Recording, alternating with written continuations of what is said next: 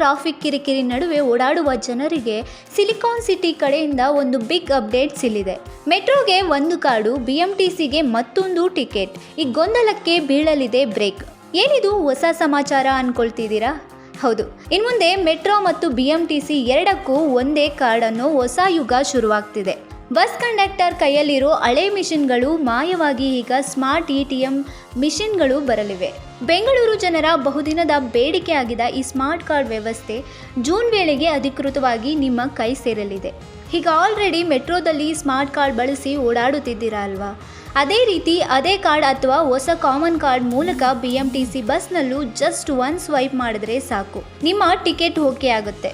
ಜೊತೆಗೆ metro card recharge ಮಾಡಿ ಪ್ರಯಾಣಿಕರು ಸಂಚಾರ ಮಾಡ್ತಿದ್ದಾರೆ.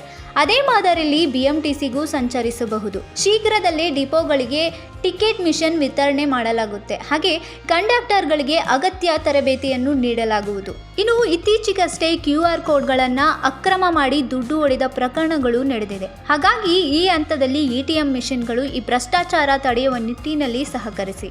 ಮೆಟ್ರೋದಿಂದ ಹಿಡಿದು ಬಸ್ ಹತ್ತುವಾಗ ಟಿಕೆಟ್ಗಾಗಿ ಪರದಾಡೋ ಕಾಲ ಇನ್ಮುಂದೆ ಇರಲ್ಲ. ಜೂನ್ ತಿಂಗಳ ಆ ಒಂದು ಕಾರ್ಡ್ಗಾಗಿ ಸದ್ಯಕ್ಕಂತೂ ಇಡೀ ಬೆಂಗಳೂರು ಕಾಯ್ತಿರೋದಂತೂ ನಿಜ.